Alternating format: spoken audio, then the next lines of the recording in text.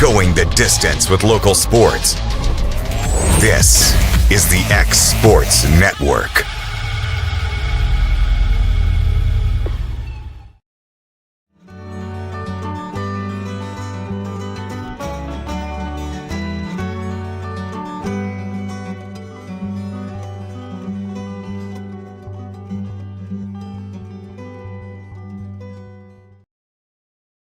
You know, Storing Lee Furniture is not just some huge chain store, but we do have a 144,000 square foot showroom right here in Leoma, Tennessee. The Story family has worked together in the business now for 55 years. And a familiar face is here to help you with whatever you need. That's what being a part of the community right here in the Tennessee Valley means.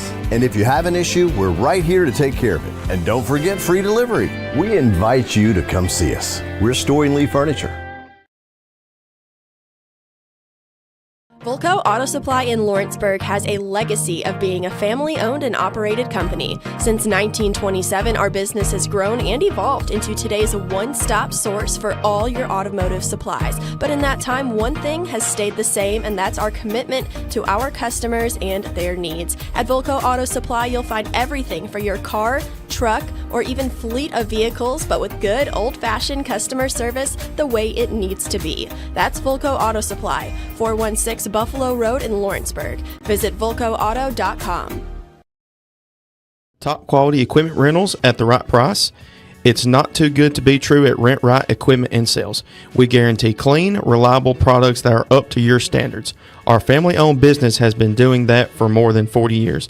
Let our friendly and knowledgeable staff take care of you from purchase to maintenance. Saws, drills, lifts, mowers, generators, you name it, we've got it. Stop by and see our inventory today, located on Buffalo Road in Lawrenceburg.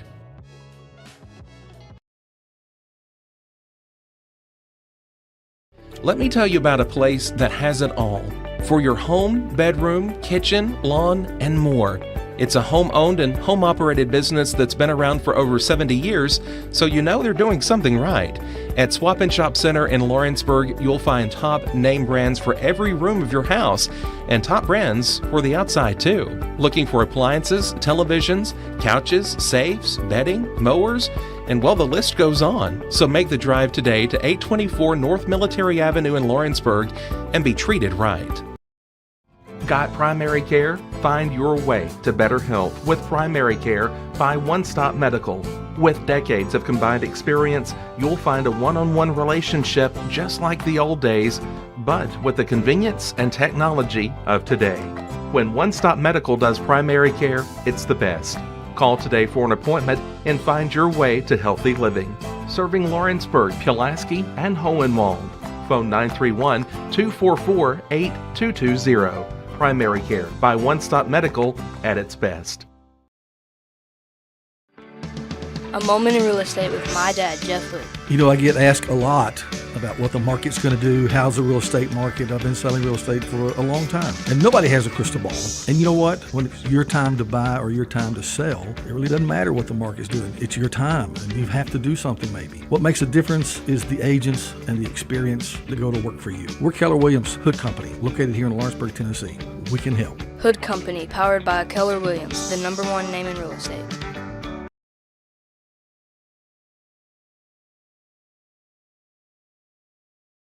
At C&B Linen, fast, friendly, and reliable service is our promise to you. Because you're not just a customer, you're family. From multi-use linen to branded floor coverings and a complete range of cleaning supplies, C&B Linen is here to make sure you have everything you need.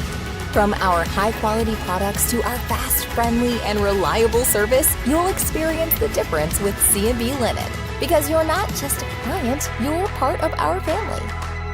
You'll be winning with C&B Linen.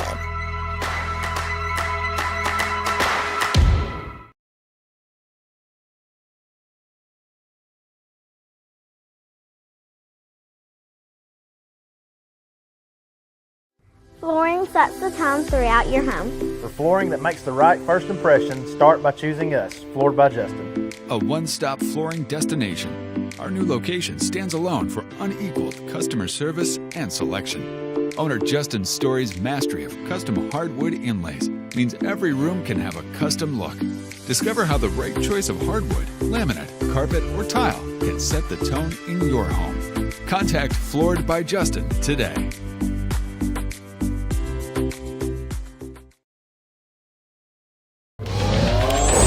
Going the distance with local sports. This is the X Sports Network.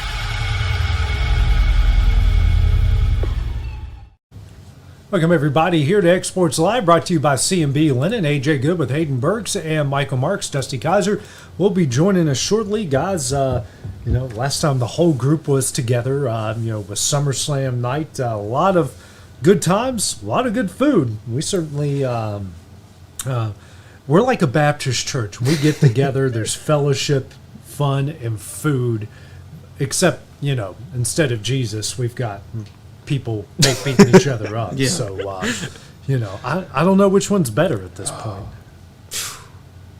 I mean, honestly, it's Sunday night. It was hard to beat the wrestling, but the food was great too. I mean, it was just a fun night all around. Getting to see all the matches with everybody and kind of see how y'all. This is the first time I'd watched wrestling with y'all live before, so I had to kind of see how y'all take stuff in. So we take it in.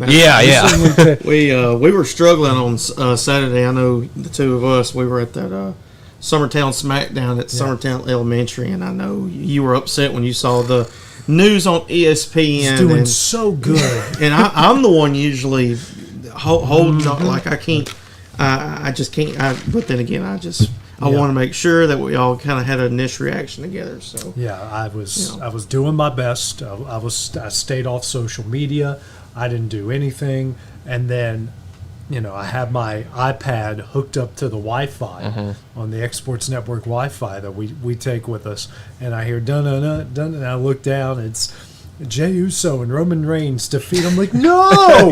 That's then again, it was the first match on Saturday. Yeah, it was. So I was able to get. I'm like, well, didn't ruin the whole night. It sort of. It kind of did, but how it happened and whatnot. Obviously, it doesn't tell you that. So that part is good. But we had a good night. And but guys, let's get into our first segment's always dedicated to the local sports.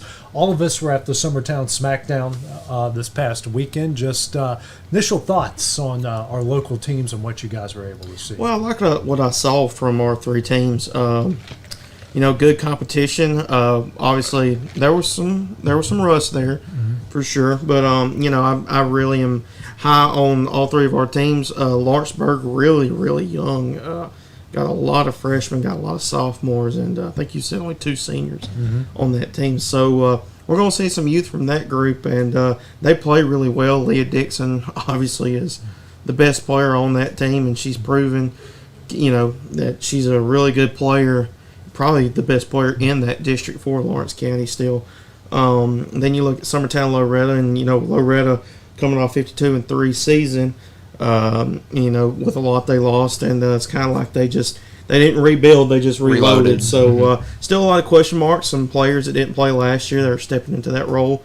Then Summertown, that's kind of, in my opinion, the team that had a lot come back, and they had some ups and downs. They had a lot of young players, a lot of new transfers and young faces in that lineup as well. So I'm really eager to see, but I still think all three of our teams are going to be pretty good when it comes to district play as well. I would say I didn't get to see any of the three in-county teams in person. I did go back and watch Loretto and Lawrence County on Saturday, but all around just great action. I got to see Lewis County. They went 2-0 in the games I called, so them being a threat just makes that district even tougher. But yeah, like you said with Loretto, they lost a lot from last year, but it just feels like they keep reloading every year. They bring in 4 or 5 freshmen that are always going to be pretty good. So always looking forward to another start of a season, because really all across the board it's a lot of question marks, because Lawrence County and Summertown and Loretto are all kind of young teams. They're young in the fact that they don't have as much in-game experience. Summertown probably with the most, but it's going to be a fun season. Yeah, absolutely. Hayden and I got to see all three of our local teams. Loretto obviously lost what they lost. The Allie Weathers, the Becca Heidemans, Aubrey Zell on down, J.C. Franklin. I'm sorry if I forget a name. I think that may. I would say I think that was it. I think I'm missing one. Maybe off the top of my head, but we saw what they have. Obviously, still got to indicate Cheatham. Her sister came in and did some big things, and there's. Mallory Corbin down the middle is still pretty good. They're going to have different setters. They're going to have different people kind of switching to some different roles. They still looked really good, and this looks like a Murfreesboro team. How far they go once they get there, we'll find out once the season goes on, but it still looks like a team heading towards Murfreesboro. Yeah, I mean, we just got to see, from that week one, whenever Loretto and Lawrence County plays, and time will tell, with the district we know, and I'll go ahead and say it, the district is not as strong as teams that they would see in Murfreesboro. Obviously, you got a Collinwood, and it sounds like Lewis County, from what we saw, is a lot better than last year. There may be a sneaky team within that district that we might be kind of under the umbrella. But, I still think it's Loretto and Summertown. They're the two big dogs within that district. And like I said, we'll see whenever when Loretto plays Lawrenceburg, and then whenever that first Summertown-Loretto matchup comes around, and we'll see where both teams are and how they fare down the stretch. And we didn't even see Summertown in full strength. Ellie Lou Mason wasn't out there this past week, but Millie Emerson is just as good as ever.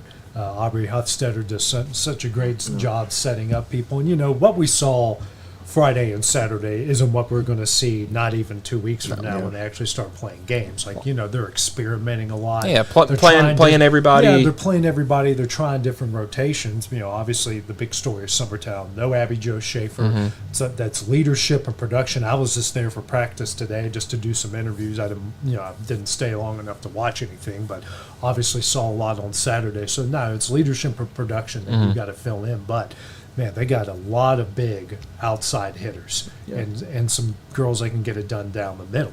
So, but you got to pick up for where Abby Jo left off. And there's a lot of question marks there, and they got a really good week one matchup against Eagleville. We got to see that game, Hayden and I did, and they're Eagleville's really good. They're always a good week one opponent. Summertown always plays them off the right there on the opening day. And we saw some highs and we saw some lows. I mean, Summertown looked dominant against Lawrence County and didn't exactly look that way against Eagleville, but at times they look like one of the better teams in this area. Yeah, I mean, just Eagleville, we all know they're Eagleville when it comes to volleyball. They're a contender when it comes to state. I know they didn't make it last year. They had a really good team last year that beat Eagleville twice, I believe, in the regular season. And we saw Eagleville beat Summertown. And, in my opinion, I think Eagleville is just as good. Maybe just a little bit of a drop-off, but doesn't look like much at all. Right. But, like I said, I like where Summertown is. Obviously, we look, and we were watching that last game of the night on Saturday between Lawrence County and Eagleville. And Lawrence County beat Eagleville in 2 sets, and I kid you not, we saw Coach Kelly and all the girls there. Not, I think they were there to clean up the gym after, but I guarantee that they were watching that game to figure out what they need to do for their first game. Which we were, Summertown handled their business against Lawrence County. The first set was pretty close to the second set. And then the second set, Summertown took over. And then you turn right around, and it's Lawrence County kind of taking it to Eagleville, even though both those sets were very close. But it's like, that's random. That's not mathing. That's like two ends of a double header. Run rule, one run game. Yeah. Especially how young Lawrence County is to be in that position as well. So hats off to them on that one. And Lawrence County looked really good. They did. At times, obviously Summertown, took care of business against them, but I thought Lawrence County handled themselves really well against Loretto. That looked like a team during that Loretto game on Friday night that was not spooked by Loretta's talent or spooked by the name, knowing what Loretto brings, which is state championship caliber team year in and year out. Yep. They handled the situations well, and kudos to them for not playing well against Summertown, then turning right around and flipping the switch against Eagleville. You're going to have that with young teams. You're going to have ebbs and flows, but I mean, Leah Dixon could probably dunk a basketball at this point. She jumps so stinking high. Yeah. And some of the I better say wonder. Destiny Daniels kind of turning into it, and we got some other girls stepping up and doing some things. It's a young team, probably a contender to win the district again. just depends, region-wise. It depends on what the Brentwoods and the Nolansvilles, teams that play for state championships. That's a tough region.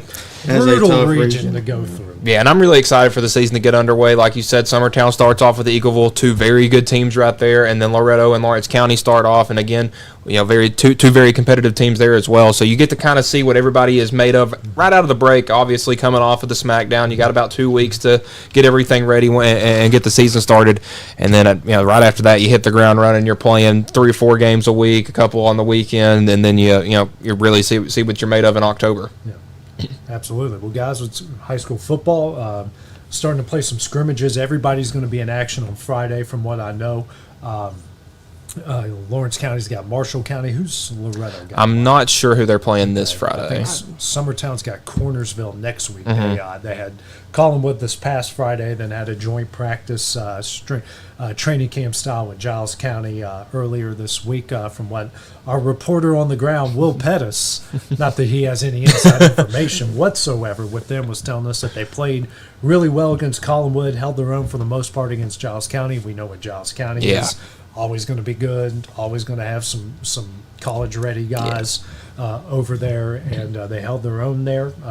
I'm going to go watch Lawrence County on Friday night to see what they have, but I'm getting a lot of good initial stuff out of all 3 of our teams here in the first couple weeks. Yeah, and honestly, the excitement keeps building as we keep getting closer week in and week out. Obviously, you got teams playing scrimmages now, joint practices, things like that, and these guys are finally getting to hit someone else that's not wearing their jersey. So it's always exciting for that. And then again, Loretto will be at Wayne County next Friday for that jamboree, and then you'll be at Lauderdale County with Lawrence County, and then Summertown will be playing at Cornersville. So we're going to be all over the place covering a bunch of football, so it'll be fun to finally see it. Those are good opponents. Wayne County is really good. They got a lot returning back, so Loretto's going to get and they've got a good tradition. New quarterback, new skill guys. Yeah, it's a lot of new. It's a lot of new. Lawrence County's kind of in the same way. Summertown's definitely in the same way, but I'm anxious to see how kind of all of that pans out. It's man. Because that's the thing with so much new, you don't know what to expect. Hey, is this team gonna bow over when it looks bad? Are they gonna bow up and really show what they got, or are they gonna be really good? Are they not gonna be so good? You really don't know until you get out there and start hitting someone. 2 weeks from Friday, guys, we're gonna be it's exciting playing football. Action. It's crazy. And games that count too. So it'll be real fun. I keep looking at Lawrence County's schedule, and they've got 5 local. Spring Hill isn't really a rival, but it is local. Summertown, Loretto, Giles, Columbia in the Spring Hill. That's their first 5 opponents. It's like you're not traveling more than 40 miles, but all those games, only one of them's a district. But they all mean something. All mean something. Especially now with the region being 5 teams, and they see all you got to do is win one game. Of course you want to win as many as possible, but when it comes to region play, you really only have to win one game to almost lock yourself into that 4 spot. So, like I said, I'm real eager to see what Lawrence County can do with Coach Barnett as the new guy leading the charge. So I'm looking forward to it. And with Bryce Glass as well being a first-year coach, both of these teams are going to be looking to make the playoffs. And sometimes that seems a little far-fetched, but first-year guys, both in good situations, so to speak, region-wise. Lawrence County with only 5 teams in the district. Loretto, I believe, only 6 in theirs. So smaller districts make it a little easier to make the playoffs. So win a couple of games, and we'll get an extra one there at the end of the season. And I've gotten to see Collinwood, and I've gotten to see Mount Pleasant and Richland. As at Richland this week, that team looks really good. They lost a lot, but if you show up at one of their practices, you can't tell. I heard that their scrimmage the other night went really, really well. They got a freshman quarterback that looks like he's 20 years old. He's a unit. He's a really good player, and they just lost a guy that broke a lot of records, and to bring in this kid, he might break those records. He might break those records. So it's definitely looking up all around the county. Well, coming up next, guys, we will check out all the news going around the world of sports when we return. Financial advisor Scott Beasley knows time spent with family is everything. As a founder of Beasley Wealth Management, His mission is to give clients the freedom to enjoy time with family without the burden of financial concerns. A local of Lawrenceburg, Scott deeply values building relationships with clients, ensuring they make informed decisions concerning asset management, tax planning, and retirement planning. Offering a free initial consultation, Beasley Wealth Management helps clients pursue their aspirations with confidence. Welcome to Mid-South Barndominiums. We realize there's a lot of options when it comes to finding a builder for your next home. Here at Mid-South, we understand that customer service, quality, and selections are very important. It's a very large time, money, and an emotional investment, and we're here to listen and care. We realize the kitchen's the most used and abused room in the house. Our cabinets are locally custom made from Sanderson cabinets out of Lawrenceburg. They're real wood, poplar or maple, whether you paint or stain. All comes with slow close hardware and many pull-out different style options to choose from.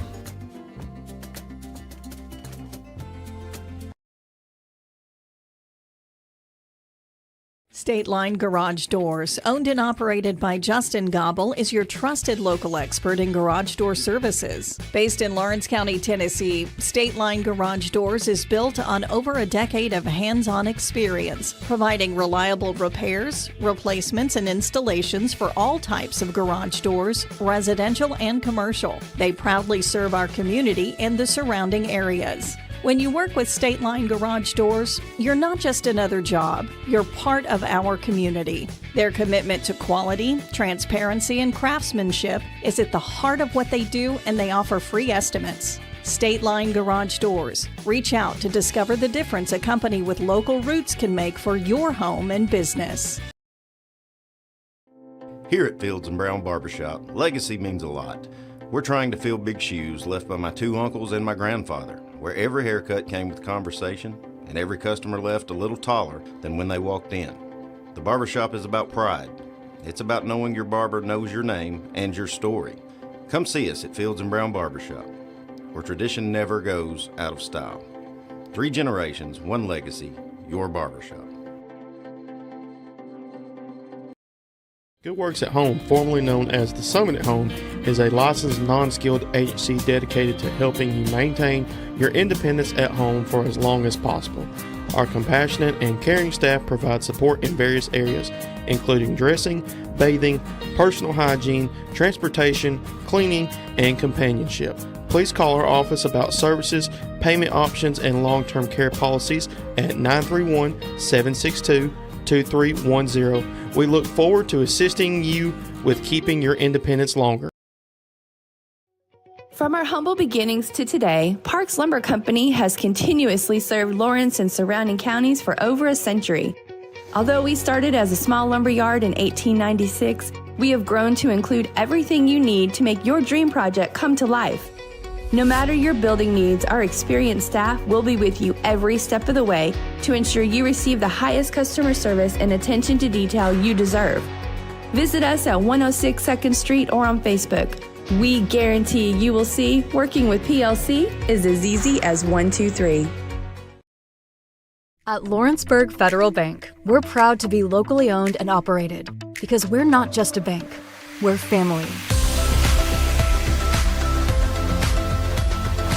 When you call, you'll be greeted by a friendly representative who's ready to discuss your banking needs, as well as offer our competitive rates on CDs and money market accounts. Our loan decisions are made in-house and never sold to a secondary market because our commitment is simple. You matter to us. At Lawrenceburg Federal, we offer all the conveniences of larger banks with a personal touch. Join us at Lawrenceburg Federal Bank, where community, trust, and service come together.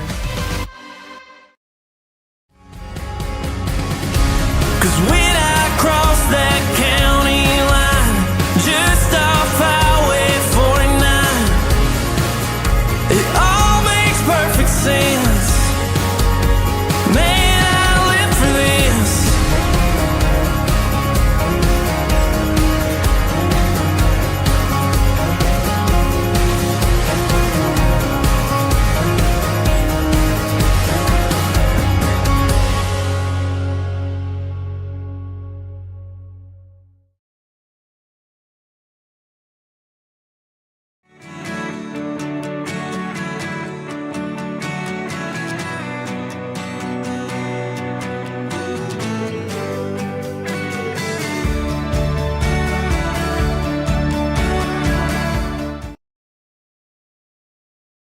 Shop McMaster's Home Gallery for furniture, appliances, and more. And shop quality, shop convenience, shop service, shop local. A family-owned business with a long history of serving the region. We're a one-stop home furnishings destination. We feature brands you know, competitively priced, backed by professional installation and service. You can trust that we'll take good care of you before and after the sale. For your home, shop smart. Shop McMaster's Home Gallery today.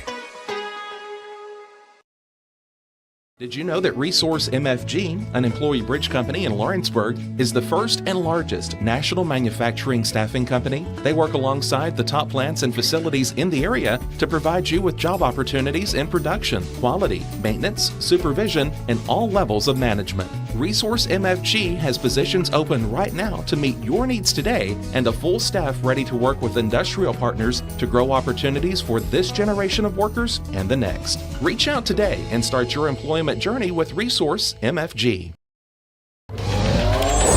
Going the distance with local sports.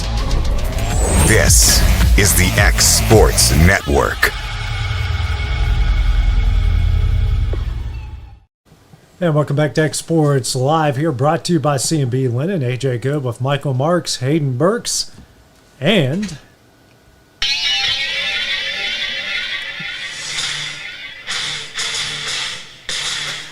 We need a second camera for this. There he is.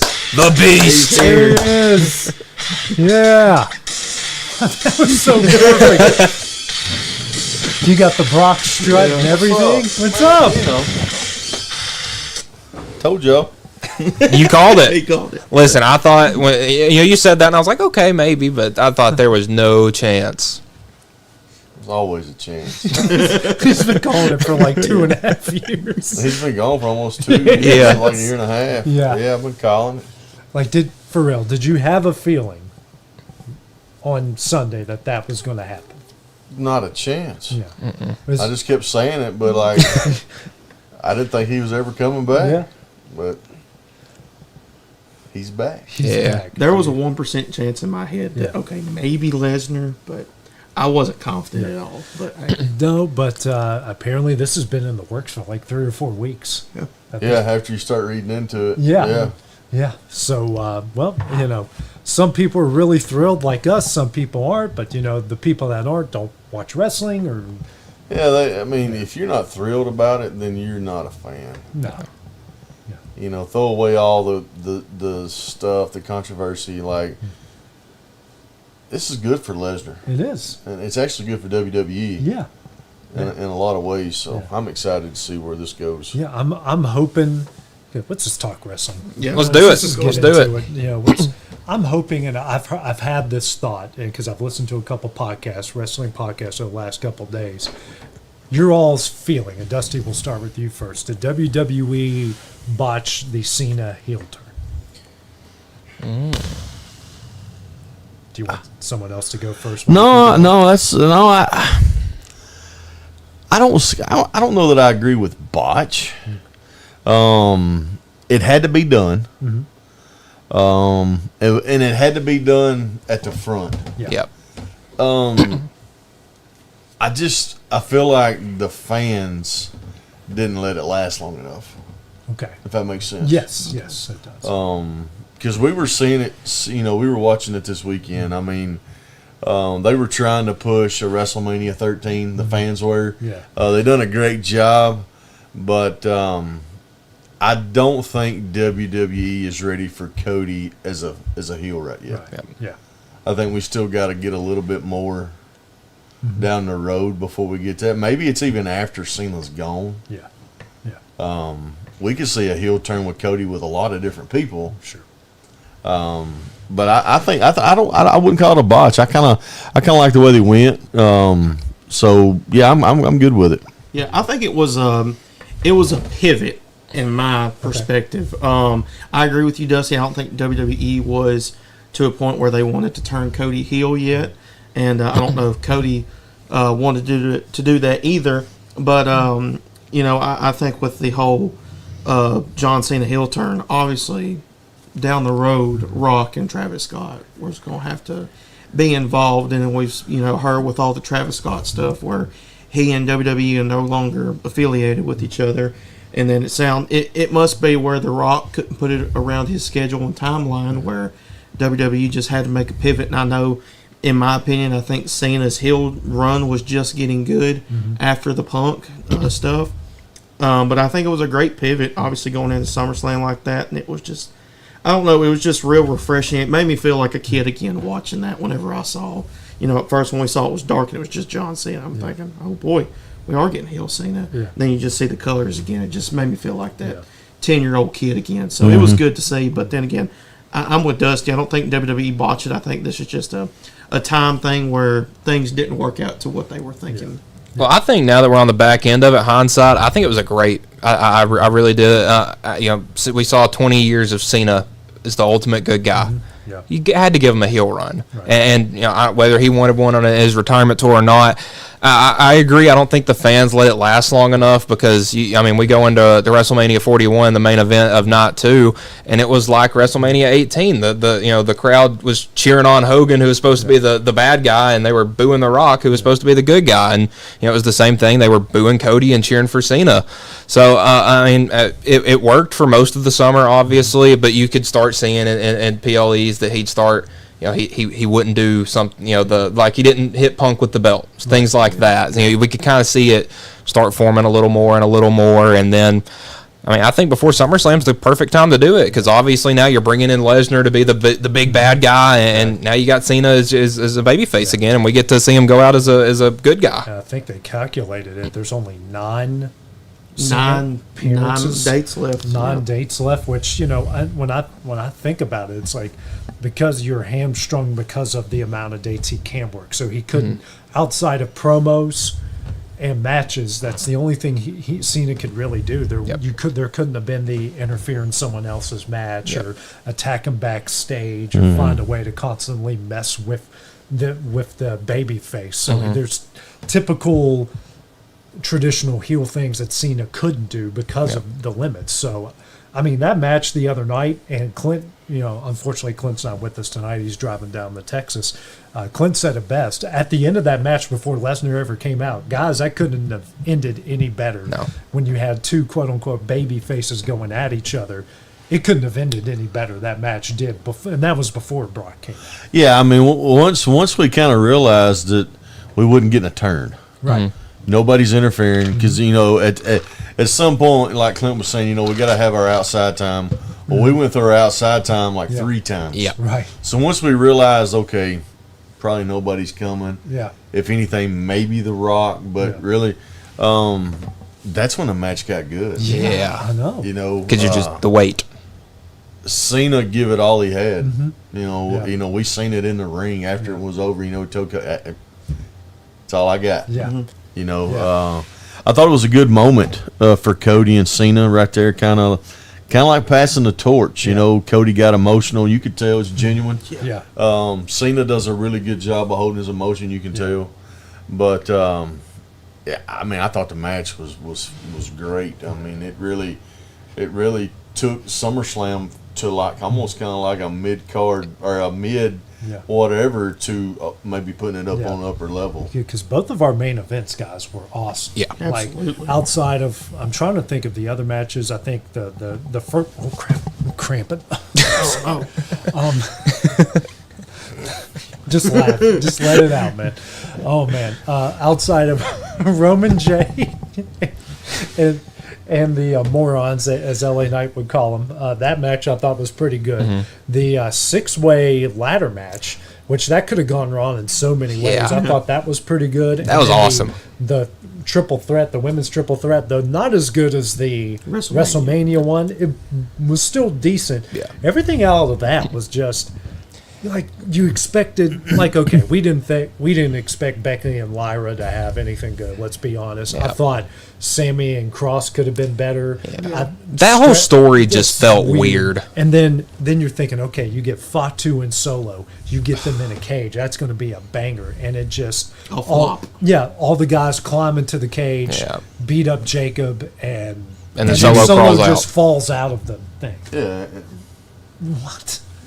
It's. That was the most logical fight of the whole night, because obviously, if you're stuck in a steel cage of Fatu, I'm getting out the door as fast as I can. But that one had so much potential to be so good, and they just kind of fell flat on their face with that one. Yeah, we know your thoughts on the women's wrestling. Dude, I ain't talking about women's wrestling. I'm just not going to. But no, I think, compared to, and I said it, whenever we were leaving Clint's house, between the WrestleMania 41 and this match we saw on Sunday night in the main event, that was not 10 but 100 times better than that main event. Yeah. And, it's like you said, Dusty, going off of, we were kind of expecting somebody, we were expecting a turn, and then it was real refreshing because, you think of kind of Triple H in those main events, you think somebody's going to get involved or something like that. I mean, we saw whenever Cena and Punk, Rollins comes out. Yep. We saw, Travis Scott come out in the main event at WrestleMania. So it was real refreshing to get a clean match like that, and a match that was a long match, 45 minutes, that just, mess with our emotions. We were like, okay, after Cody hit the trifecta on Cena, we're thinking, well, it's over. Yeah. And then all of a sudden, boom, Cena. And then Cody took like 7 AAs. Attitude adjustments, and he kicked out of all of them. So, I mean, it was just a cool moment, really, is what it was. You said it right there. It's something we need to talk about while we're in this subject. No, I know where he's going. There's no finisher. Yeah. From anybody anymore. Right. Yeah. Nobody. Yeah. Nobody has a powerful move, whether it be a spear, crossroads, AA. It don't matter. The stomp, it don't matter. Yeah. It's unreal. Yeah. That's the part of like the young kid in me that I don't like. You get it. 100%. Because nobody kicked out of a leg drop. Yeah. Well, not just that. I mean, we got to see probably some of the best finishers in mine and AJ's day. Yeah. Especially coming off the tag team side, like Demolition. Yeah. Or I said the other day, Legion of Doom, the Doomsday Device. But like, how no one broke their neck on that. Right, but so many wrestlers had these dominant. The power bomb.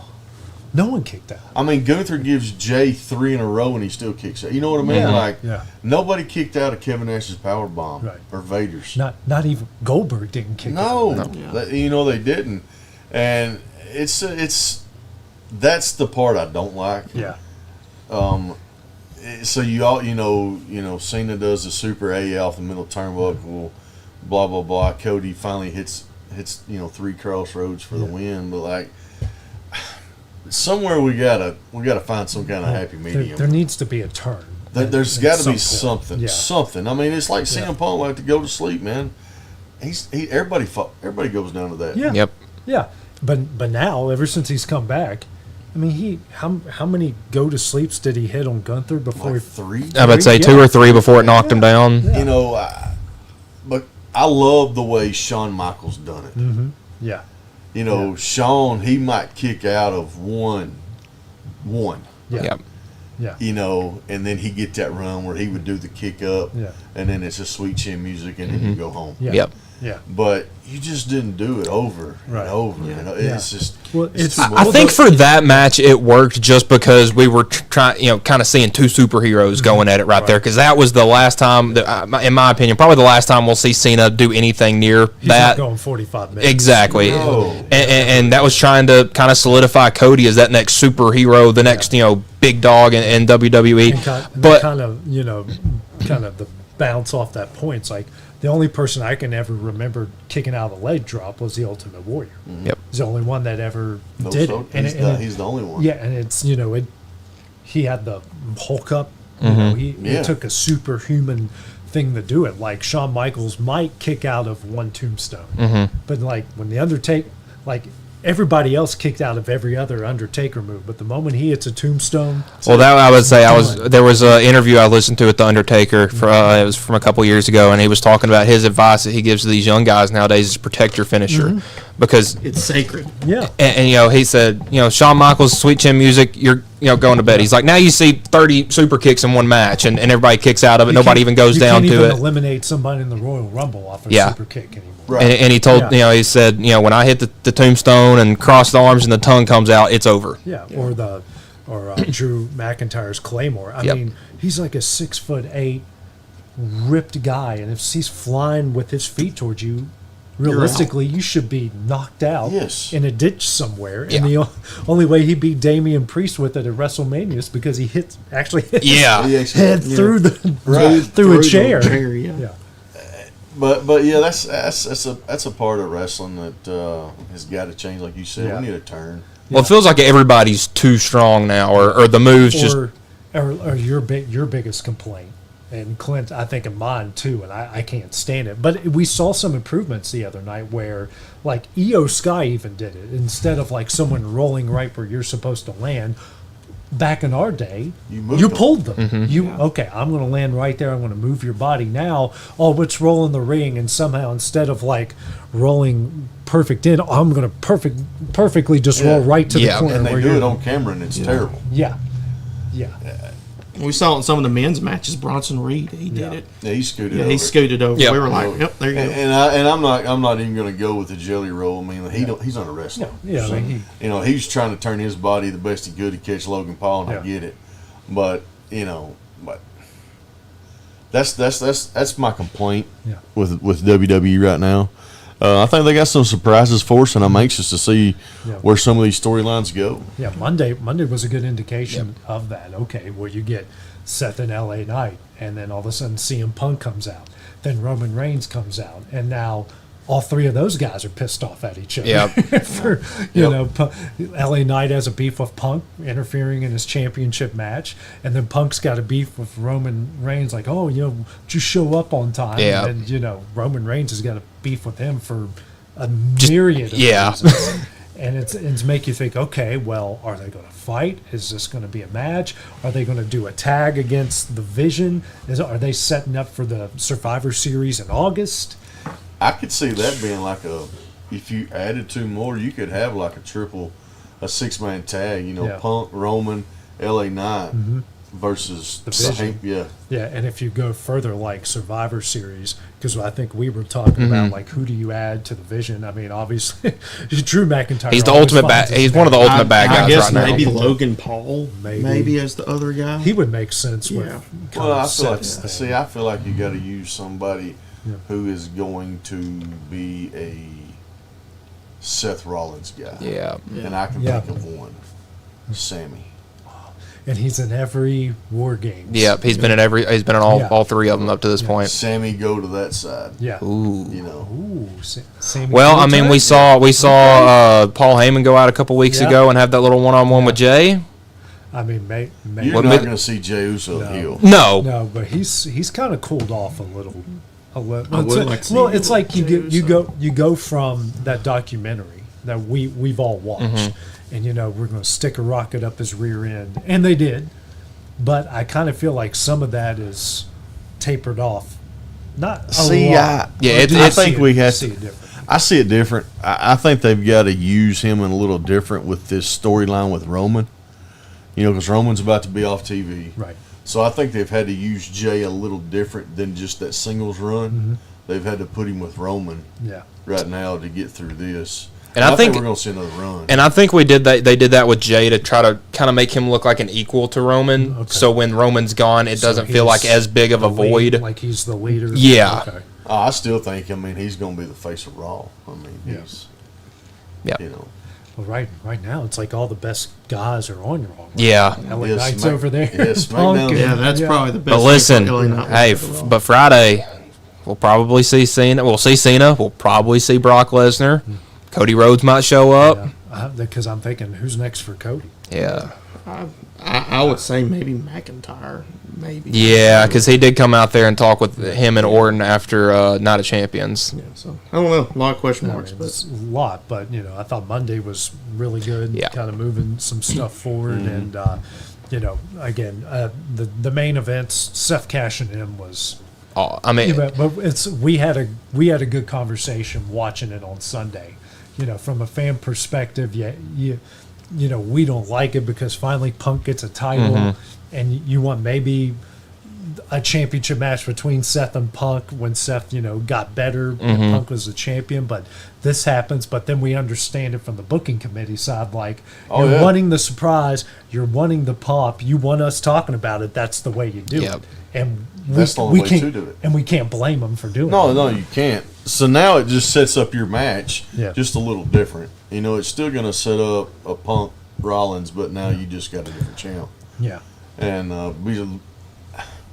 maybe some different circumstances with Heyman now, the way he screwed Punk and Roman, but the screw was Punk. Yeah. And so, you know, we'll see something involved, and I still think we're going to see, before it's all done with, you're going to see a Lesnar, Punk, Roman together to take down the Vision. Yep, and Paul Heyman. That would be perfect. You literally took the thought out of my mind. I mean, why have Brock come back and not at some point? Because he tried with, I thought that could have been booked a little better when he came back when Roman was the champion. Mm-hmm. You know, I thought they kind of dragged it out a little bit too much and didn't do enough with it. Like, they had a lot of ideas, but they pared it down to like 2 or 3 and then just stretched it out when they could have done a lot more than what they did with that. You're right, but I like the way they've done this because it gets to solidify some of this Cena Lesnar that some people never seen. Right. Yeah. Man, they had some wars. Yeah, they did. I mean, a lot of people think the last match that they had, which was SummerSlam over here in Nashville, was the best one that they had. Mm-hmm. I actually watched it the other day. I'm like, well, that was compelling. Yeah. Right. So, but yeah, man, I think we got a lot to look forward to. And I hope we get to see a lot of Lesnar on TV because, man, the Cowboy Lesnar character that was like 2021 to 2023 was hilarious. And with the mullet, yes, and like that hairdo, he looks like he like shaved all of this like mine, and then he's got like I kind of want to sit down, Yeah. and just kind of see where it's at. But yeah, I'm excited because he was such the crew cut, Yeah. little spiky hair guy, and then the cowboy comes out. And he's like, "Yeah, I just came off my ranch. And I just killed a cow with my bare hands. Yeah. And pulled up the meat myself." And that's real life, Brock. Yeah. What you're getting that's him. Yeah, I like that. I think he's, Yeah. you know, we've talked about it before. I think he's way more relaxed. I think he's having more fun in these roles. He didn't probably appreciate what he had in the early parts of his career, and even in his first comeback. Right. I don't think he really appreciated what he had with the fans and with WWE. Yep. So, yeah, the 2 main events kind of took a C, maybe C plus event and turned it into a B plus.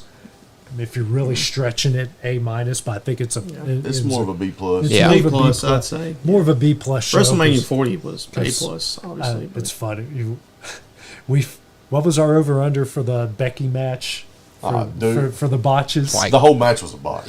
She literally. Well, I'm about to say her hand came out and then she put it back. I'm about to say the whole zip tie thing was just not good because it fell out obviously when it wasn't supposed to, and then when she was supposed to get it off with the fire extinguisher or whatever, she couldn't get it off. And then the group chat, we kept how many videos did people find? Like Lyra literally threw Becky into a photographer, then apologized to the guy. Yeah. Oh my goodness. I was just listening to Stevie Richards' podcast and they went on for 15 minutes, literally repeating everything we said on Sunday night. Oh, that match was horrible. That was the second longest match of the night. Yeah. That shouldn't have been. That was longer than the ladder match. It's, you know, the whole Becky Hogan thing, I believe it now because, okay, her husband's one of the top guys in the company and she's got all this pull. Like, I wonder how WWE is going to spin that in season 2 of Unreal. Yeah. That, this is such a great. I'm like, what the? What Yeah. watch? Yeah. Well, not even You might as people well just put her with the faction at that point. You know what I mean? Yeah, just. Yeah, take the belt off of her. Yeah, I wasn't a fan of it. No. I wasn't a fan of it at all. I thought it was a good idea at first, put a belt on her and then put somebody over, but now it just doesn't seem like that's going to happen. Because now I'm about to say now they've set it up for her to hold the belt for a while because I don't see her losing it to Nikki Bella or something like that. But is there kind of piggybacking on? We had some good matches and some not great matches. Was it a mistake?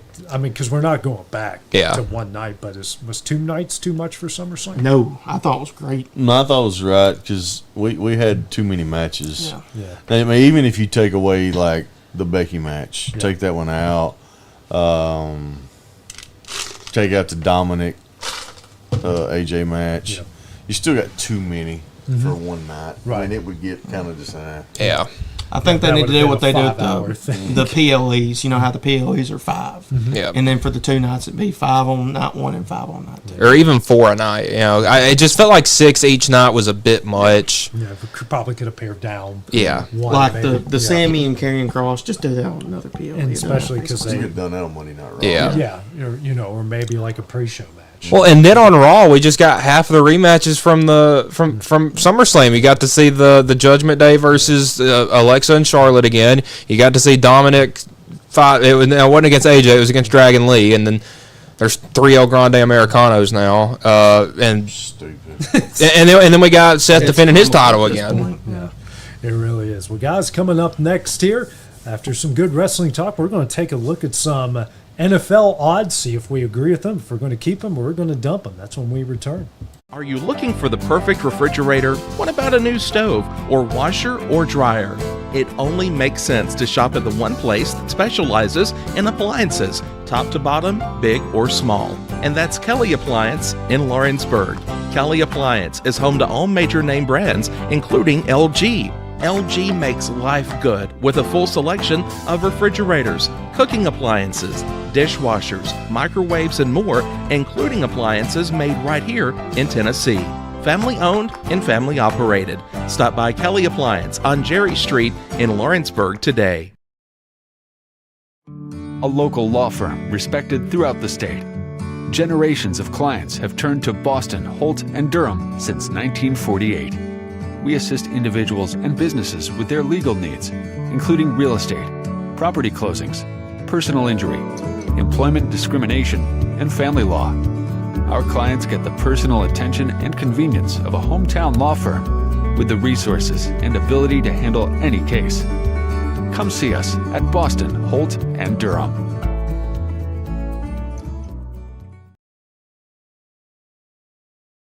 Working with Gina was great because she really knows this area. I gave her the specifications of what I was looking for, and she took me right to my forever home. I met Gina when she sold my son's home within 5 days after it hit the market. With my home, from the day the sign hit the yard to the day we signed the papers, Gina was there every step of the way. Her involvement in the sale of my home was the best decision that I made. We never felt like Gina was pushing us to make a deal with a buyer. She knew what we wanted, and she worked diligently to get us the best offer for our properties. Working hard for my clients to make their dreams come true. Let me work for you.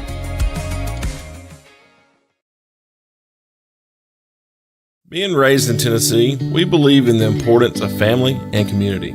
Creating a positive experience at our family-owned and operated business is one of the ways we share that belief. Being in an accident can be extremely stressful. When it came time for my repairs, Mashburn's made it easy. I am lucky to have a wonderful company in my community like Mashburn's Collision Center. It's reassuring to know that I'm in good hands because their work is second to none. We pride ourselves that the Mashburn name is one of the most trusted in Lawrence County since 1981. Mashburn's Collision Center. Let our family take care of yours. Arts, crafts, stationery, journals, books, educational toys, wrapping paper, devotionals, greeting cards, and much more can all be found at Paper and Thread in downtown Lawrenceburg. Shop local to find the perfect gift or have a custom gift basket made for just the right occasion. Paper and Thread has a party room now available for birthdays, classes, and so much more. We could go on and on about all the neat things you'll find at Paper and Thread, but you just need to hop in your car and head down there. 106 North Military Avenue in Lawrenceburg is where you'll find them and discover what makes Paper and Thread awesome. That's Paper and Thread in downtown Lawrenceburg, 106 North Military Avenue, just north of the square. Mac Brown has been providing photographic services for 55 years. During that time, Mac Brown photographers have photographed children, seniors, weddings, schools, musicians, and commercial businesses. The studio takes great pride in producing quality photographs and services for its many clients. While the studio has adapted as times have changed, their goal of providing excellent photography has remained constant. For more information or to schedule an appointment, visit their website at macbrownphoto.com or give them a call at 931-762-4263. Let the professionals at Mac Brown Photography turn your memories into treasures. Make your lawn a legacy. At Legacy Lawn and Landscapes, we put more than 16 years of experience into your goals. We won't meet your expectations, we'll exceed them. We offer consultation, installation, maintenance, hardscapes, construction, and land clearing services. Owner John and Jamie Brewer, with their team, are dedicated to providing the highest quality landscape services to commercial and residential clients in Middle Tennessee. Service, teamwork, results. That's how you leave a legacy. Are you looking for a non-factory job environment? Livingstone Freight Solutions is a 3PL company that began managing warehouses in Tennessee, Alabama, and Mississippi. With our multiple shifts and experienced management team, our goal is to give you, as an employee, a safe family work environment and competitive wages. We offer a wide variety of employment opportunities from forklift drivers to management level positions. We also strive to offer a competitive benefit package and PTO options. For more information or to apply, visit us at livingstonefs.com or give us a call at 931-269-3255. Financial advisor Scott Beasley knows time spent with family is everything. As a founder of Beasley Wealth Management, his mission is to give clients the freedom to enjoy time with family without the burden of financial concerns. A local of Lawrenceburg, Scott deeply values building relationships with clients, ensuring they make informed decisions concerning asset management, tax planning, and retirement planning. Offering a free initial consultation, Beasley Wealth Management helps clients pursue their aspirations with confidence.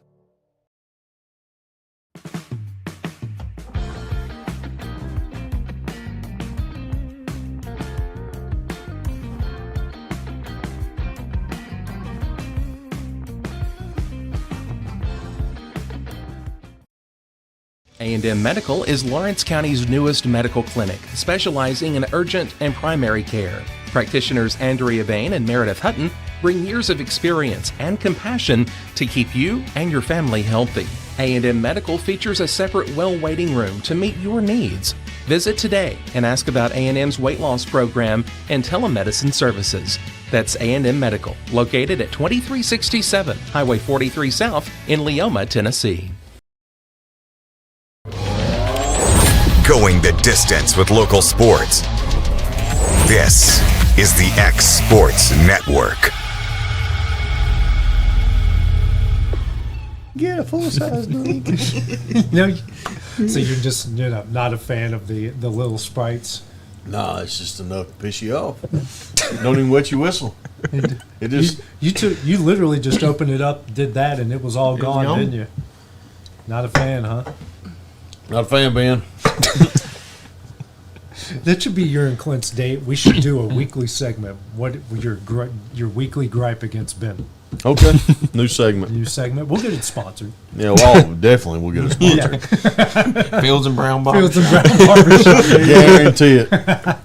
Welcome back to X Sports Live, brought to you by C&B Linen. Dusty Kaiser, Aiden Burks, Michael Marks. I'm AJ Good. Guys, NFL season will be here before you know it. We're already playing some preseason games. I forgot about this, but they did pare down from 4 to 3 this year, because I was thinking about maybe taking because last year the 49ers came to the Titans, and I'm like, well, maybe I'll go to one of the Titans preseason games, probably the only ones we can afford. And of course, the only time that they're playing a preseason game is week 1 of the high school football season on Friday night. Yes.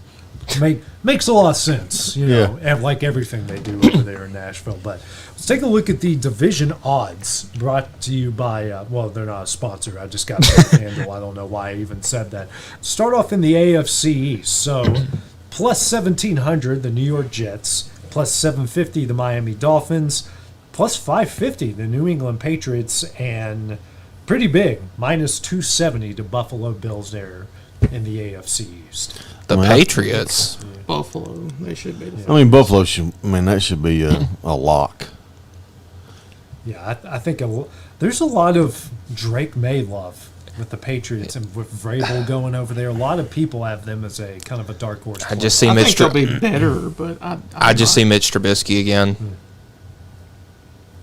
Or Daniel Jones, one of those guys that came out of Duke or Carolina that was a top 5 pick that should not have been a top 5 pick. So I think we're all just kind of Buffalo is Buffalo's in that division like pretty easily. Yeah. Even though they they'll be one of those teams that clinches a spot like week 13 or 14. It's so crazy with Josh Allen. Like, they keep not getting him weapons, and he keeps getting better. and making everyone around him. It's almost like they're Tom Bradying with him, like Yeah. not getting him receivers, and then he turns whatever he gets in the Pro Bowlers. It's crazy. Let's go to the AFC South. Titans plus 700, Colts plus 310, Jaguars plus 300, Houston plus 115. That's a little closer than what I anticipated. I still got Houston, but I think it'll be a little bit more competitive, not from the Titans side, but maybe Jacksonville or Colts could get something. I don't think they will, but I still think Houston's the favorite in my opinion. It's a weak division. Yeah, but it's a bad Probably division. the worst in football. If you just really want to look at it, I'd say Houston. Yeah. I mean, with all they got coming back, I mean, the Colts are just with Richardson at quarterbacks too, and same with Trevor Lawrence. So Anthony Richardson's entering his third year in the NFL. He has made 17 starts since he's been in high school. Huh. Yeah, It's kind of crazy. That's one full NFL season, but that's counting college as well. It's crazy. AFC North, Cleveland plus 3,500, Pittsburgh plus 500, Cincinnati plus 260, Baltimore minus 160. I see Cleveland. I don't see Pittsburgh, but I think the Cincinnati-Baltimore race is going to be a really good race. I think it is too, but Joe Burrow's got to stay healthy. That's the key. That's the key. And he's yet to do it for a season. So, Well, the one full season he was healthy, he got him to the Super Bowl. Right.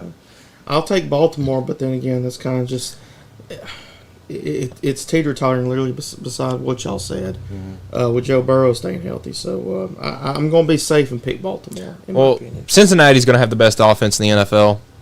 If their defense can hold teams under 25 points a game, maybe that we could see Cincinnati win this division, but Baltimore's too solid all the way around. Yeah, that's too many weapons, but obviously they struggle to get it done in the postseason. Yeah. So, AFC West, Vegas plus 1,300, Denver plus 320, Chargers plus 270, the Chiefs minus 105. Well, that's a three-way in my opinion. Yeah.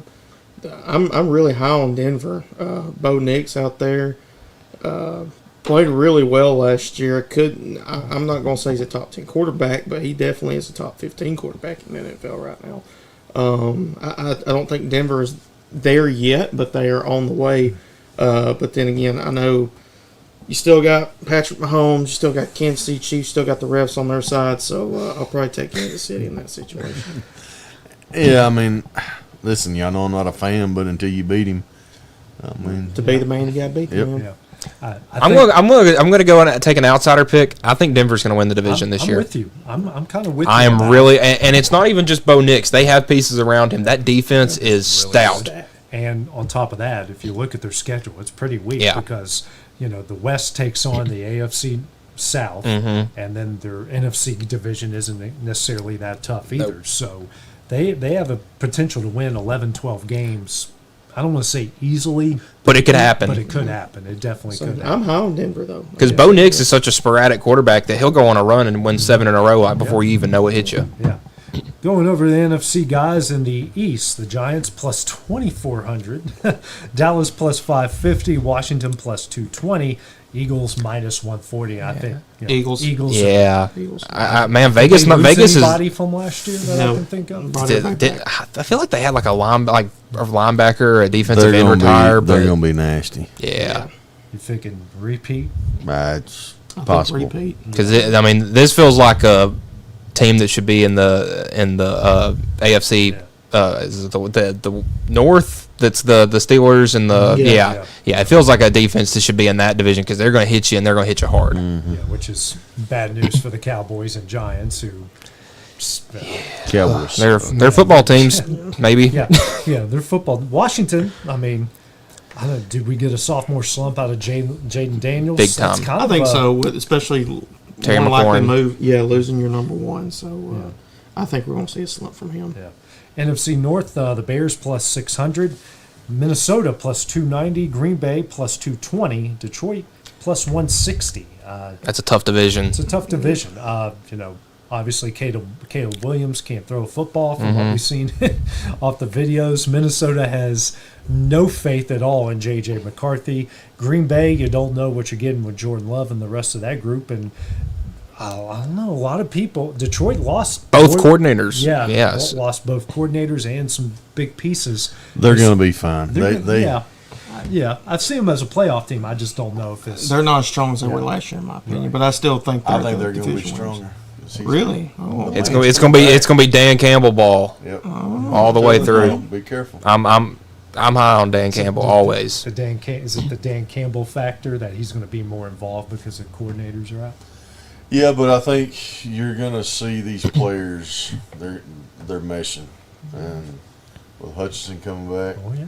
And that's the thing with Campbell. He built that culture first, and then and then they started winning. I mean, they started buying into it. Yep. You know, Jared Goff don't look bad. No. And I know he's an Alabama guy, but Gibbs is not a bad running back. Gibbs is good. Montgomery's he's a stud. And you think maybe more motivated after they didn't get where they should have got. I think that, and with Hutchinson coming back, it's just another X factor to see the push. Because people forget how good he was just because he got the MVP of the league. Yeah. Not just defensive player. He was fixing to be the MVP. He was an animal. Okay. Yes. All right. I think you got me sold back on Detroit again. I'm always on the Dan Campbell train. Dude, I could watch. I mean, I need one of his pregame speeches as my alarm. The reporter standing on the field. Yeah. You know, she's like, do it. Like he owes Sky out there. Yeah. She put me in, coach. I'm ready. NFC South, let's see. New Orleans plus 1,300. Carolina plus 390. Atlanta plus 210. Tampa plus 105. That division. That may be worse than AFC South. Yeah, that might be. Listen, if my theory's correct, give me Carolina. Yeah, with you. Have I told y'all my theory yet? Listen to this. He told us this In afternoon. the year 2002, Ohio State won the national championship, and Jennifer Lopez filed for divorce with her first husband, and the Jacksonville and the Panthers did not make the playoffs. The next year, the Panthers opened the season with Jacksonville, and they went to the Super Bowl in 2003. In 2014, Ohio State won the national championship. Jennifer Lopez filed for divorce with Mark Anthony, and the Panthers did not make the playoffs. And in 2015, they opened the season with the Jacksonville Jaguars, and they made the Super Bowl. So in 2024, Ohio State won the national championship. Jennifer Lopez filed for divorce with Ben Affleck, and the Panthers did not make the playoffs. And guess who Carolina plays Week 1 in 2025? I don't care who they play. Put them in the Super Bowl. Jacksonville. Jacksonville Jaguars. If it's happened twice, I mean, third time's a charm. How much you want to bet? I'm gonna put $10 on it on DraftKings. It's plus I'm talking about between me and you. Oh, yeah. I don't want to. He likes prizes. Yeah. I'll put You think the Panthers are going to make the playoffs or the Super Bowl? The Super Bowl. Just no. I'm saying that's what my. No. I don't give a crap about your rhythm and rhyme over here. Let's talk now, about personally, I don't think the Panthers will win more than 7 games. But if history repeats itself, on that. oh, I won't put 100 on it. It's happened twice. It's lined up. It's lined up well. I'm just saying. What do y'all read? Well, yeah, where did you get that? Yeah, like what made you think? All right, I want to look into this. No, I just saw it from somebody else, but then I looked into it. It all adds up. Oh, the chance is slim. Yeah. I will say, if you're a betting person, there's going to be people out there. I would love to see what the betting odds were back then when they were Super Bowl bound. Can you bet on somebody to get to the Super Bowl? Mm-hmm. Oh yeah. Okay. Yeah. Okay. Yeah, they got plus 12,000 to make the Super Bowl. Okay. I'm still taking Atlanta to win that division. Yeah. I think Atlanta. I would say realistically, Tampa's still pretty good. No, I would say realistically, I'm taking Tampa. But as long as Baker Mayfield's there, I'm in. I don't know. I've got Carolina with New Orleans and Tennessee betting on who's going to be the worst team in football this year, along with the Giants. Absolutely. No, they for sure are going to be. Our final division, guys, the NFC West, Seattle plus 550, Arizona plus 370, Rams plus 200, 49ers plus 155. Taking the Rams. I'm liking the Cardinals this year. I mean, I'm a 49er fan. Mm-hmm. I don't have any faith at all in this team this year. I've lost faith in your team. Yeah, I have. Yeah. I don't blame you. They've let some good players just walk away. Yeah, I know. You think Stafford's got a run at him? I think he's got something in him. I mean, I know they just lost Cooper Kupp to Seattle, but they still got that. What's his name? Puka. If he can stay healthy, that's the key for him. But I think Stafford's still got something, and then Sean McVay too. So we'll see what they do. I like the coach. I like the coaching staff. They're proven. If Kyler Murray plays football, and don't worry about the rest of it. If he just plays football, they could be nasty. With the talent around him, Yes. that receiver core, yes. That's what I'm saying. If he plays football and don't worry about everything that comes along with being a superstar, just play football, they should be really good. Man, I don't see why I mean, I get that's a tough division, but I don't see the hate for the Seahawks. I mean, no, I don't think they're going to be great or anything this year, but I think they got a pretty good shot at making the playoffs. Sam Darnold looked really good last year. You got Cooper Kupp for him to throw to. Obvious. Did you say Sam Darnold? Sam Darnold, yeah. Yeah, that's why they're not going to win. That's fair. Now, they probably won't win a game. I mean, they won't win a game in the playoffs with him there. You know but what makes me sad about the 49ers this year is like yesterday during training camp, they were like posting all of these videos on their social media about how good Mac Jones looks. I'm like, we're screwed. We're screwed. They're posting more videos of our backup quarterback than our starting quarterback that we just gave, $60 million to. Ooh. And listen, that was a tough one. Yeah. Yeah. I mean, because I know we jumped in there, let them, but then once we start seeing a full season, and then we see another full season, you're like, ooh, and you're like, and then how the true test was they lose Ayuk, which is what they did last year, and if they would have still won the division, still find a way to make the playoffs. I'm not even saying they need to go on a run, just get there. That would have been prove that he can be a leader. Proven he can be the leader. Again, I love Brock Purdy. Don't get me wrong, but was he worth that money? I've said it on here. He ain't worth. I mean, he needed a upgrade in pay. It wasn't that. No, it wasn't that by any shape. And typically, when guys get paid that first year, afterwards is not going to be that good. No. And his wasn't. Guys like Trevor Lawrence, Dak Prescott. We're saying I'm just going to say it. Trevor Lawrence may be one of the biggest busts ever. Yeah. I mean, this dude was looked at as like the next. Well, he made Peyton Manning. Yeah. When that comeback against the Chargers in the playoffs, it made you think like, okay, this is going to be the guy. He is everything that we thought he was going to be, and then it's just listen. Super Bowl winning quarterbacks have short haircuts. Just saying it. Well, long-haired Tom never won it. Man, look at another theory. Yeah, I think the longest-haired quarterback that won a Super Bowl is Joe Namath. It might be. Now I'm thinking about long-haired quarterbacks. Name that quarterback. Well, Mahomes has got that's more on top. More on top. Old Kermit. Let's go AFC Championship odds: Texans plus 1,200. Bengals plus 1,100, Chargers plus 1,100, Kansas City plus 430, Bills plus 360, Ravens plus 340. Oh gosh, and they got the Ravens picked to win it all. Yeah. Oh man, I don't know about barely over the Bills and the Chiefs. Listen, I would say what? Give me Baltimore. You want to take Baltimore? Okay. I'm not going to take Baltimore for one reason: no more Justin Tucker. They don't have a free 55-yard field goal anytime they want. He wasn't that good last year. No, he wasn't great last year, but he wasn't that good last man, they year. got the man. They're not going to be kicking 55-yarders. Give me the Bengals. The Bengals to win. Okay. I think. Wait. Was this to make the AFC Championship or win it? Oh no, give me the Bills. I got the Bills and the Bengals in the AFC Championship. I'll take the Bills. The Bills are plus 360. So them and Baltimore are basically 1-1. Yeah, just a pick. Yeah, right there. NFC wise. Commanders and Rams plus 1,000, 49ers Packers plus 900, Detroit plus 550, Philly plus 370. I thought that might be a bit higher. Yeah, maybe it's just because the slump maybe afterwards, but I don't know. That team has been way too good. Give me Philly. I mean, I talked them up, but man, I hate to go this way, but give me Philly. Now, a Philly-Detroit NFC Championship game would be awesome. That's going. I think that's what we're going to have. Yeah. I think it's going to be an iconic game. Yeah. Yeah. I think if everybody's healthy. Yeah. Yeah. That would be it's like what you and Clint have been saying. To be the man, you got to beat the man, and that was Kansas City down the road. Clint was picking Kansas City. Now we can say Philadelphia because they were the team that beat Kansas City in the Super Bowl. Boy, I'm about to say they didn't beat them. They drug them. That game wasn't even worth watching. No, it wasn't, man. After the first quarter. No, that game was over. Yeah.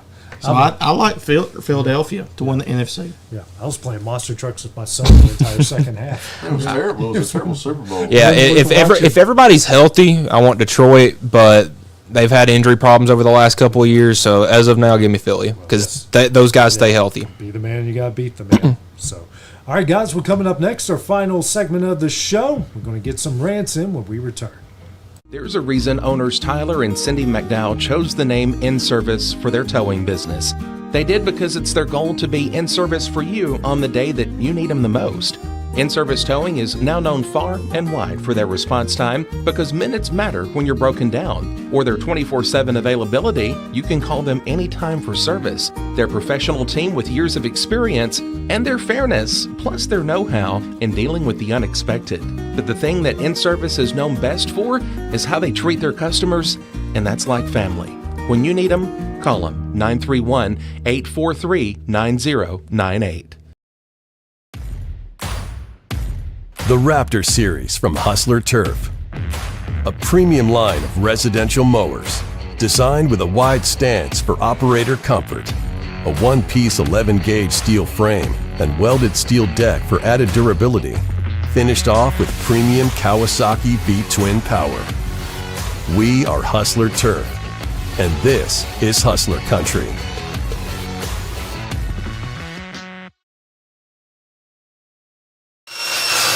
If you're looking for a company that can do it all when it comes to building, look no further than Tennessee Properties. From new home builds to remodels and commercial projects, our contractors work hard to give your space a new life from planning to finishing touches. Whether it's new interiors or dirt work, they see your big picture without forgetting the small details. In the market for a new home, they partnered with Freeman Development to bring new homes to the Oak Hill subdivision of Lawrenceburg. That's Tennessee Properties, licensed and insured. Call today or visit tennessee.com. Welcome to Employee Resources Credit Union, where you're more than just a number, you're family. We provide financial solutions that rise above those of traditional banks. With roots stretching back to 1964, we've served 4 generations during constant industry changes. We're known for our low fees and incredible rates. Join us and experience the credit union difference. ERCU, not for profit, for service. Make your property rock and roll with services from G&S Excavating, specializing in white sand, compost, mulch, topsoil, landscape gravel, and steel landscape edging. Turn to the pros who know how to make your project shine with years of experience. The best part is they're locally owned and operated. Choose from a vast selection of mulch and rock from their conveniently located facility at number 3 Valley Road in Lawrenceburg, just off Buffalo Road. Phone 931-279-3841 and get started today.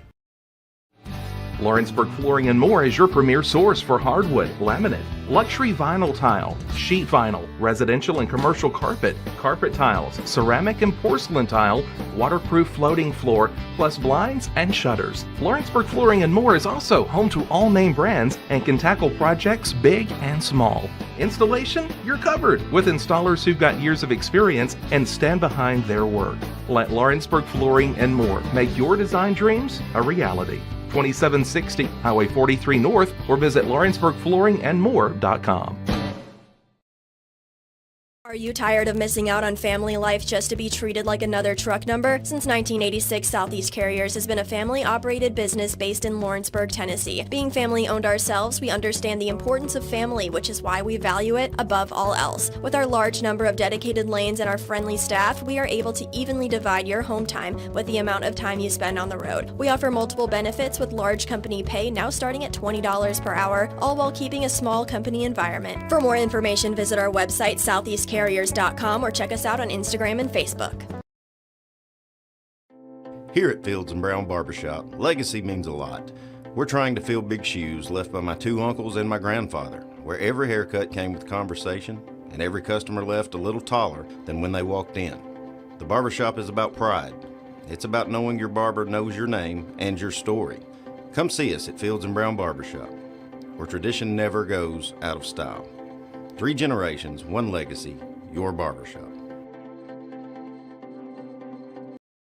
Hey, this is Phil Hooper. Get the look you want for your favorite school, church, or business with apparel from HD Ink Screen Printing in Leoma, Tennessee. Got a logo you need embroidered or screen printed? Let HD Ink give you the professional look that sets the bar in today's world. We do fundraisers and custom designed apparel and so much more. Call today, 931-201-2961, or come see us at our new shop located at 26 Ingram Road in Leoma. Remember, HD Ink for the look you want and the look you deserve. Are you looking for the perfect refrigerator? What about a new stove or washer or dryer? It only makes sense to shop at the one place that specializes in appliances, top to bottom, big or small. And that's Kelly Appliance in Lawrenceburg. Kelly Appliance is home to all major name brands, including LG. LG makes life good with a full selection of refrigerators, cooking appliances, dishwashers, microwaves, and more, including appliances made right here in Tennessee. Family owned and family operated. Stop by Kelly Appliance on Jerry Street in Lawrenceburg today.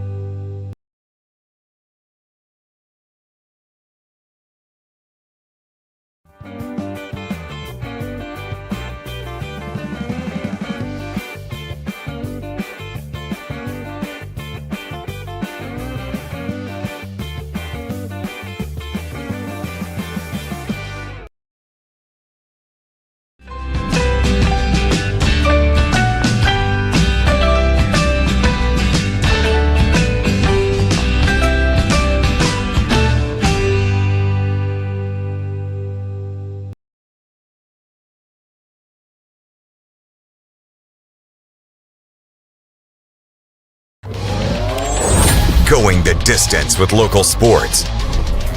This is the X Sports Network.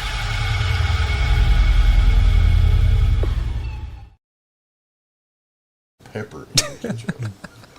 Like one of those fancy, like a Chipotle ketchup. Something that you're going on a What's rant that before hot the ketchup? rants. What is that hot ketchup? Like the Chipotle, So like do there's Sriracha sriracha ketchup. Yeah, so that's you what it just is, you yeah. don't understand people that don't put cheese on a burger. Now, if you're allergic to it or something, Okay, one that thing. makes sense. But like if you just say I don't like cheese on my burger, like I need to know why. Yeah. You're un-American. Like, That's fair. That's like getting a pizza with no cheese or something. You know? Yeah. Fix me a grilled cheese with no cheese. That's just bread. toast. Just smash the bread down as close. Yeah. Smash it till it Put some sticks. ketchup on it and I'll eat it. Welcome back to X Sports Live, brought to you by C&B Linen. Time for our final segment of the show. Time to rant, guys. You two got anything on your mind? I don't have a rant. I'm just looking forward to this upcoming year now. I know we're really into the thick of it now. Yesterday I had my first volleyball game for E.O. Kaufman. They beat Collingwood, so just looking forward to it, a good upcoming football and volleyball season. I got a little rant, and it's about something we talked about earlier today. It's the new WWE deal with ESPN, and I feel like it's made it a lot harder for fans to try to enjoy the content because you have to have so many different things to enjoy everything. So if you want to watch Raw and SmackDown in your PLEs, you need 3 different things. You know, if you want to watch SmackDown, that's on USA. Well, you need a TV subscription. If you want to watch Raw, that's on Netflix. You need a Netflix subscription. And now, if you want to watch the PLEs, you're going to need this new ESPN subscription that's $29.99 a month. I mean, it's like we're going back to the old pay-per-view days. I just saw something where if you want to watch every live NFL game, it's at least the ones that are going to be on TV, it's at least going to cost you $500. I mean, that's insane. Stupid. It's stupid. Yeah, I looked at the NFL Sunday ticket price. Whoa. Yeah. or I can just go to Buffalo Wild Wings, and if I really want to see my team, I show up. Yep. And when they play, and at least someone else is making food for me. And here's the thing, like, half of the teams ain't even worth paying to watch anyways. Yeah. Out of all the teams we just went and picked through. Well, like if you're a New Orleans Saints fan and you live outside of New Orleans, honestly, not watching them might be a gift. Yeah. Yeah, I mean, that's what I'm saying. I mean, Cleveland, the Titans. You just go down the list of how many teams are in the NFL that really are less than mediocre. Like, who wants to pay $500 for that crap? Yeah. It's not happening. No, it's not. It's not worth it. I mean, what if these Netflix Sunday games or these Netflix Christmas games, and like, well, those are 2 duds. Exactly. Yeah. Yep. Why am I going to spend my Christmas to watch? This past year they weren't half bad. They were actually 2 decent matchups. Yeah, but if it's that's not going to be every year. Like Las Vegas versus Jacksonville. Like, I'm not watching that game. No. And some of that's tradition. Yeah. I kind of like to. I don't mind watching those games. Yeah. But Well, just put them on in the background when you got your family over. That's what they're there for. You look up and see what the score is. See if somebody scored a touchdown or something like that. But yeah, people are not going to pay that. No. Honestly, I like the Thanksgiving games more than I do the Christmas games lately. Well, it's tradition. It's tradition. It's tradition. Well, and that's the thing. The Thanksgiving games are on TV. Like, my grandparents' house doesn't have Wi-Fi. They're still in that generation. They don't have Wi-Fi, so I can't even watch the Netflix games over there. So, I mean, like, for the general public that say they still don't have Wi-Fi or they don't have Netflix, I mean, you're kind of leaving them out. Yeah. Exactly. Yep. All right, big fella. I don't have anything, so it's all you. Hey, listen, I told y'all, probably a little sensitive subject. Maybe not right here in Lawrence County. Don't hear so much about it. But I'm going to touch on some travel basketball, 6th through 8th grade, boys or girls. It doesn't matter. I have a real good friend of mine who's kind of in the middle of it. And I've been hearing about these girls who are 8th grade girls getting letters from colleges, and their parents and the coaches of these teams are sending it out, like on their X page or whatever, like, oh, this girl got an offer from Arizona State. She's in 8th grade. Stop it. Stop. She didn't get an offer. She might got a chance or an invite to come to some camp that she's going to have to fly across the country to go to and pay a few $1,000s, and they're going to take your money and smile and say, you know what, we're going to be looking at her. Yeah. Parents, you got to stop.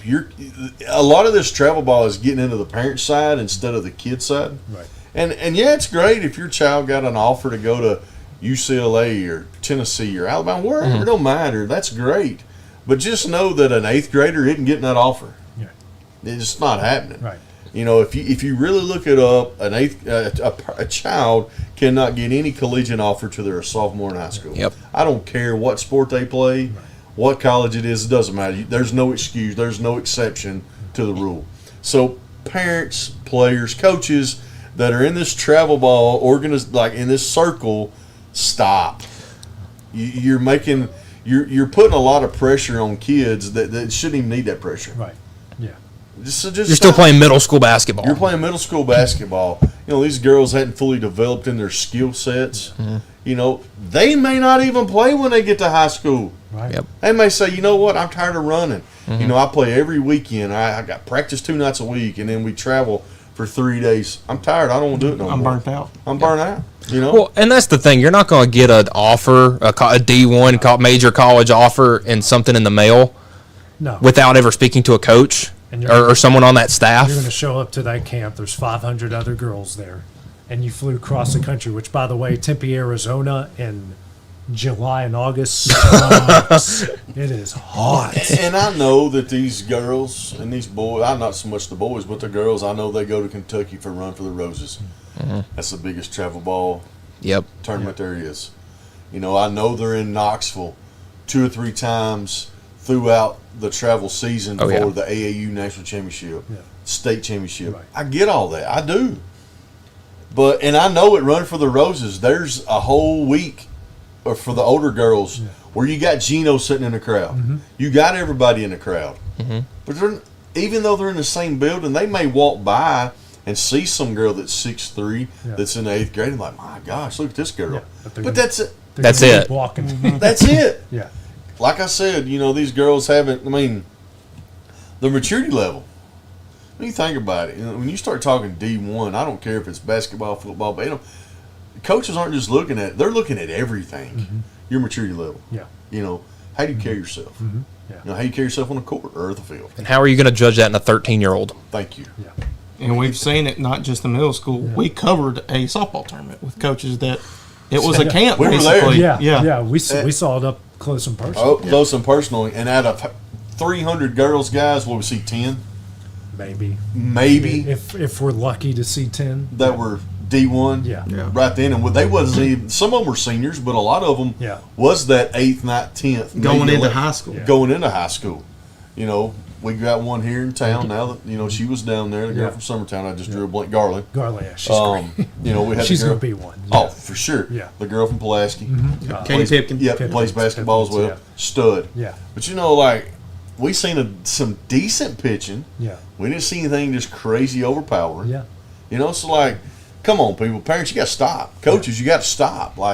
You got to instill in these girls to work hard, these boys to work hard, but don't make it a lie. It's just a lie. Yeah. Right. You build them up. Oh, my goodness, look what you got. Well, my best friend sent his daughter to Knoxville last week for basketball camp. She's getting the same thing. She can get a letter, but she still got to go. Yeah. And Tennessee's better than Arizona State. Thank you. I just. Yeah, one of them has a court named after a coach that won 8 national championships, and one of them I didn't even know had a women's team, to be fair. Right. So, people's got to stop with this travel ball mess, and there's more conversations we can have about the money, about the travel, and what it's actually doing to the kids, and this and that. But it's just it's mind blowing where some of these people or what they come up with. Yeah. Well, what happened to playing on Saturday at the local rec league? I mean, that's not even a thing anymore. Almost. No, you don't. You can't do that. No, it's it's almost like you have to pay pretty much all this money to get all this exposure to even get a chance to go to college. And let's be real, some of the people coaching these kids, you ain't developing anything. No. You couldn't teach a puppy how to pee outside. Yeah. And I'll just go ahead and say it. It's going to take these two guys over here to help me, but we need to research something. And Hayden, I know you're good at this. We need to research the players who play high school basketball that get the offers versus the ones who are out here every weekend, up and down the road, flying to different states, different tournaments. I think we're going to see more high school kids. I can go ahead and tell you it's going to be high school kids. Well, and even coaches will tell you. But it's high school kids. And like these parents, I know they're not watching us because they're in a different place than we are, and they probably never heard X Sports Network, and that's fine. But one day they're going to run across this maybe, and they're going to see it. We need to break it down. I want us to break it down one day, and let's just show these people and tell them that what you're doing is great. Okay, your daughters, your sons, they're getting to play all these games, which we all know game reps are good. Yeah. But at the end of the day, you can still go to MTSU. You can still go to University of Tennessee or Alabama or UNA. If you're good enough, the coaches will find you. You don't have to just be out on this travel circuit where you're in Chicago one weekend, you fly home, then you're in Texas. Yeah. All that. I want to do that. Yeah. We can make it happen. Yeah, there's a lot of people that spend a lot of money going out to all of these, like you said, you're in Chicago, you're in Texas, you're in California, you're in Florida, you're in New York, you're in Maine, for all of these different places, and some of them whose careers flame out in JUCO. And that's the thing. And now we're getting all these kids burning out on sports when they're 15 and 16 and not, after their college days or whatever. Because they're traveling feeling like it's a job. When like I said, I don't know the top number off the top of my head either, but I know kids that play multiple sports have a better chance to go D1 than the one that only commits to one sport. Yeah. Like Saban said it. Yep. He said it, but there's just so many. And there's some right here in Lawrence County doing it, but hey, whatever. But my buddy, we're talking $10,000, $15,000 a year. Yeah. and we're only talking a few months. Mhm. We're not talking stretched over 12 months. Right. Yeah. We're talking about within like a 2.5 month time span. Yep. They done been to Chicago, Texas. I forgot somewhere else, and then they're in Knoxville 3 weekends. Mhm. Then they're in Kentucky for a weekend, or for a whole week in Kentucky. I'm just tired listening you describe that. Yeah, and I mean, Well, Chicago's a 10-hour drive. Knoxville's a 5-hour drive from here. Yeah. Right. They're not flying to Chicago. Where's They're- your summer at? You think about it. If you're a kid, Right, and that's what I brought up to him. He was like, he works. He's like, well, I say my vacation for travel basketball. Okay, well, That's not vacation. It's not vacation. but like, what about the player, whether it be boy or girl? Yeah. You're not getting to enjoy your summer They're and be practicing 2 nights a week if it's basketball, and then you leave late Thursday, early Friday morning. You drive to Knoxville. You play 2 games on Friday night. You play 4 games on Saturday. And if you make a championship, whether what bracket you're in, you're going to play 2 to 3 games on Sunday. Yeah. So now you done play like 12 games in a matter of 3 days. And then they complain when they start having knee injuries. Mhm. Or like just a leg or just fatigue Yeah. sets in. Right. Well, they're 12 years old. Well, dude, they just run 4,700 miles. Yeah. Like, Yeah. what do you want them to do? I know how Rest we the say, body. we all know how we say, you're young, you can suck it up. Well, when you're an athlete, your body can wear on you. I mean, Trust I me, know- exhaustion's a real thing. Yeah, it is. And I, we can talk. Well, we need to stop, but we can get into baseball, man. How many of these kids are pitching way too much? Or how many Tommy John surgeries are we getting at? Why are we teaching 10-year-olds how to throw a slider? Yeah. Curveballs. Curveballs, I see it all yeah. the time right up here.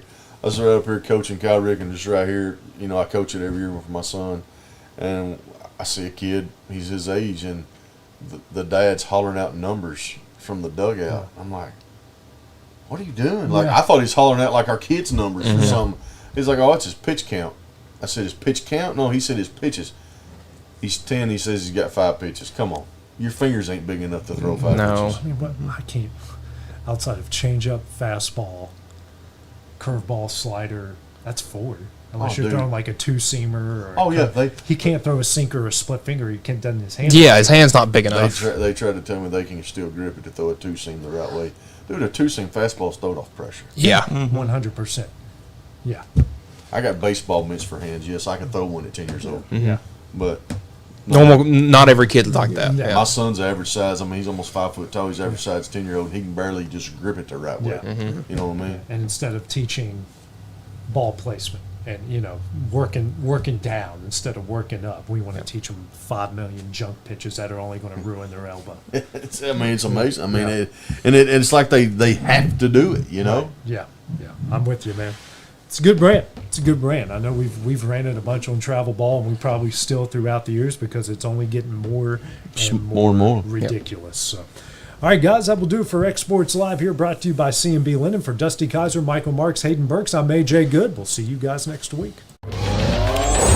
Going the distance with local sports. This is the X Sports Network.